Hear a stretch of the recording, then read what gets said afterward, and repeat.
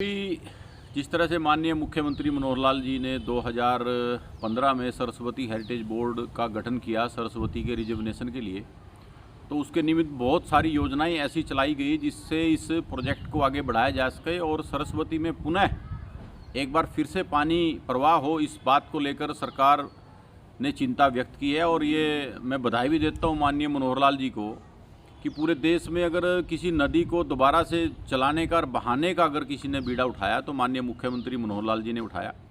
तो उस बोर्ड की जिम्मेवारी के नाते जब से मुझे जिम्मेवारी मिली है, मैं 2021 के बाद बहुत लगन से इस कार्य में हम और हमारी टीम जो है पूरी लगी हुई है। और जैसे और कार्य चल रहे हैं उसके अलावा भी हमें बहुत बड़ी एक कामयाबी माननीय मुख्यमंत्री जी के आशीर्वाद से मिली है।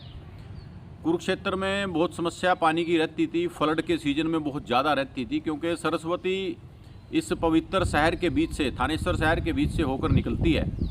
और इसमें फ्लड के सीजन में ज़्यादा दिक्कत आती थी क्योंकि पानी ज़्यादा पीछे से आने में सरस्वती 5 नदियों को पानी आकर लेकर चलती है। वो पानी हमने ऐसा बहाव बनाया भी है कि पांचों नदियाँ जब सरस्वती में आकर मिलती है तो कई बार ज़्यादा पानी हो जाता है, वो पानी शहर में घुस जाता था या फ्लड करता था। तो उसको लेकर हमने माननीय मुख्यमंत्री जी एक प्रोजेक्ट हमने दिया था कि पीपली से लेकर ज्योतिसर तक हम इसको पक्का अगर दोनों साइड से हम कर दें, क्योंकि शहर में जगह टाइट है, अभी इसकी 200 क्यूसिक के करीब इसकी कैपेसिटी अभी तक है। तो जब हमने प्रपोजल बना के भेजा तो माननीय मुख्यमंत्री जी ने हमारा जो प्रपोजल है वो पास कर दिया है, हम उनका आभार प्रकट करते हैं। अब फर्स्ट फेज में हम पीपड़ी से लेकर झांसा रोड के पुल तक हम 7 किलोमीटर का ये जो एरिया है, ये दोनों साइड इसको चौड़ा, सरस्वती को हम चौड़ा कर रहे हैं और दोनों तरफ इसको पक्का करके इसके बीच में जितने भी व्यवधान हैं उनको हटाकर वो सारा हम काम कम करने जा रहे हैं। और ये 29 करोड़ रुपए माननीय मुख्यमंत्री जी ने इस प्रोजेक्ट के लिए हमें दिए हैं और ऐसा लगता है कि इसके बनने से ही बहुत सारी समस्याएं इस शहर की समाप्त हो जाएंगी, क्योंकि जिस तरह से पर्यटन को लेकर भी माननीय मुख्यमंत्री जी का एक उद्देश्य रहता है, तो इससे पर्यटन भी बढ़ेगा। क्योंकि कुरुक्षेत्र को जिस तरह से विश्व के पटल पर लेकर माननीय मुख्यमंत्री जी गए हैं, हमारी सरकार गई है, तो उसको लेकर भी, पर्यटन को लेकर भी यहाँ पर अच्छा काम हो जाएगा। देखिए, पहले तो हम, क्योंकि सरस्वती एक साइड में अगर हम हरिनगर, खेड़ी मारकंडा से पहले जो हरिनगर है उसकी अगर बात करें, उससे पहले और पीपली तक कच्ची है, दोनों तरफ से कच्ची है। लेकिन हरिनगर के बाद एक तरफ नाला बना हुआ है जो पैरेलल ड्रेन जिसको हम बोलते हैं, उसके लिए भी मैंने 1-1.5 साल बड़ी लड़ाई लड़के एक तरह से, तो वो हम चला रहे हैं, उसमें हम पानी अब ठीक चलाएंगे। उसकी भी 70 से 80 क्यूसिक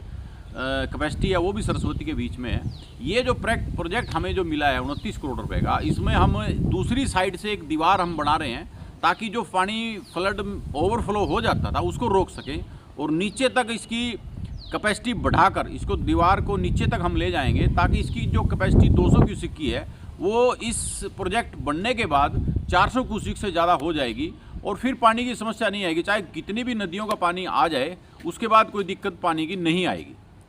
पर्यटन के दृष्टि से हमने अभी एक प्रोजेक्ट चलाया हुआ है, अगर आपने ध्यान किया हो, सरस्वती रिवर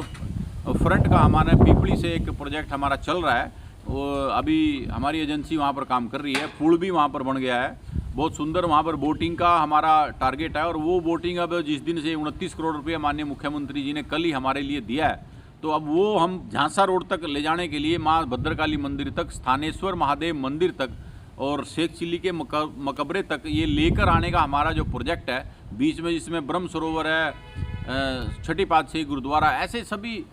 ब्रह्म सरोवर, सभी टूरिस्ट स्थलों को मनाकर मिलाकर ऐसे एक बहुत अच्छा एक हब क्रिएट करने की योजना हमारी माननीय मुख्यमंत्री जी के नेतृत्व में चल रही है। इसमें कोई दो राय नहीं है, पिछली बार नहीं बल्कि अगली हर बार ऐसा होता है, लेकिन पिछली बार ज़्यादा पानी आया